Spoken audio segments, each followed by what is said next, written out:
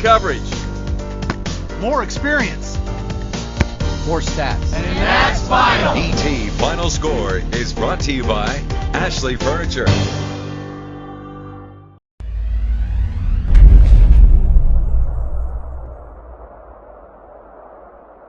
Hello and welcome to the ETFinalScore.com Junior College Football Show. I'm Joe Buie and I'm joined today by Phil Hicks, who covers the area JUCOs. Well, Phil, I think TJC and NEO are still scoring. That was a wild game last week at Rose Stadium. Tell us about it. Yeah, that was a very entertaining ball game, Joe. It was one of the best games I've seen in quite a while. It looked like the Apaches were going to lose. Well, first they looked like they were going to win easily, and then they got behind, and then they threw a Hail Mary pass from Tyreek Rollison to Javante Mack on the final play of the game. The horn actually sounded as the ball is in the air going towards the end zone. Was it like a movie? Yes, it was. It was like in slow motion, and Matt caught it at the back of the end zone, and that set off a wild celebration. And then Apaches kicked the extra point, and they went to overtime, and eventually went to double overtime. And Ryan Young, who had been bottled up the whole game, ran for 25 yards for the score. It's kind of ironic that it was such a passing game, and then the game was won on a run. True. And the final score was a 65-59? That's correct. And NEO was ranked number 9 at the time, and that was a big win for Tyler. I guess we need to remind people it's not basketball season quite yet, although that's kind of a basketball score. Yeah, that would outscore some teams around the league. Yes. All right. Well, Phil, how did the rest of the conference look last weekend? Well, the other two games were on Saturday. That was a Thursday game. The other games were on Saturday, and it was a downpour in Athens.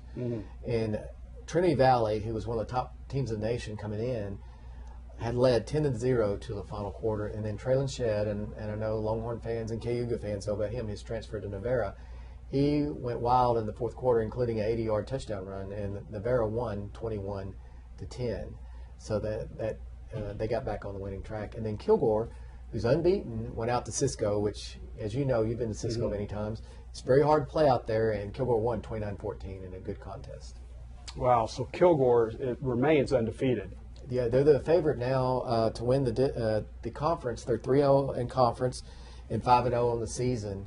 And the Rangers have really done a good job this year. And ranked number 7 in the nation now. Yeah, they keep rising. And if they stay unbeaten, they could very well win the national championship. True. And like we said last week, they seem to be clicking in all 3 phases of the game. They are. They've done an excellent job this year, and they were not really favored to be in, I don't even think, in the playoffs when it started.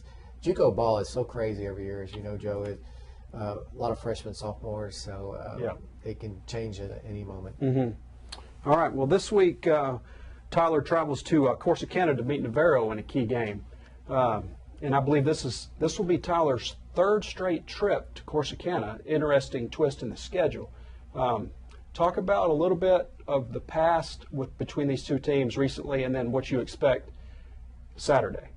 Well, last year the two played for the conference championship in Navarro. I believe it was like a 3 or 4 point game, and Apaches, and Navarro won. And the Apaches had a good chance to win. They had a little problem in the kicking game, if I remember right.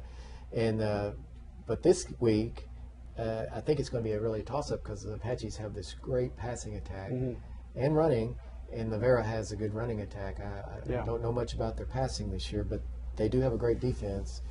And the Apaches have to do something about their defense. True. They continually to miss tackles, and they did stop the run. I will say that against NEO. Like Gerald House was the leading rusher in the conference, and they held him, I believe it was 18 yards. So they did do a good job. It's just the passing. Their secondary is having trouble wrapping up. Do you think the Apaches should be more concerned about their defense right now or special teams? I think it's special teams. Coach Palmer keeps saying he's really concerned about the kicking game, and they had some good things happen, but they gave up 2 95-yard kickoff returns, which is to the same guy. That's very unacceptable, Coach Palmer said. And they did other phases of the game. They're punting well, the field goal, and then they actually, in that first overtime, they actually got a hand on the extra point kick by the NEO, and somehow it fluttered over the bar, so they rushed the kick well. Well, this Tyler Navarro game is really intriguing this week because you have the top-ranked offense in the Apaches against the top-ranked defense with the Bulldogs.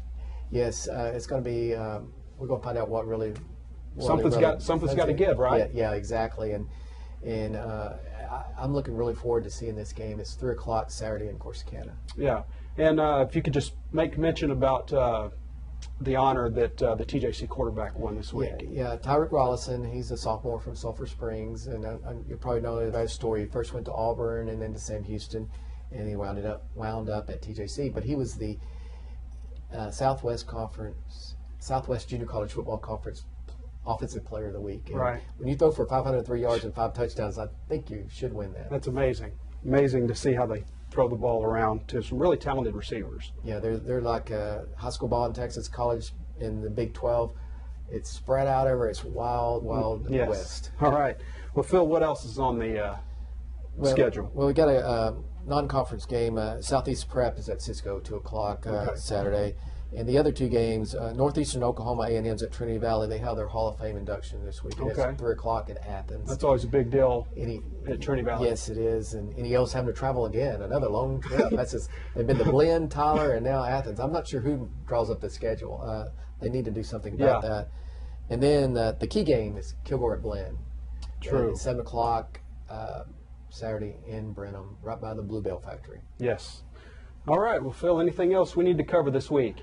I think if you have a chance, go out and see some of this JUCO ball. I know a lot of the games are on TV, but if you get a chance, go down to Corsicana. You'll be very entertained. True.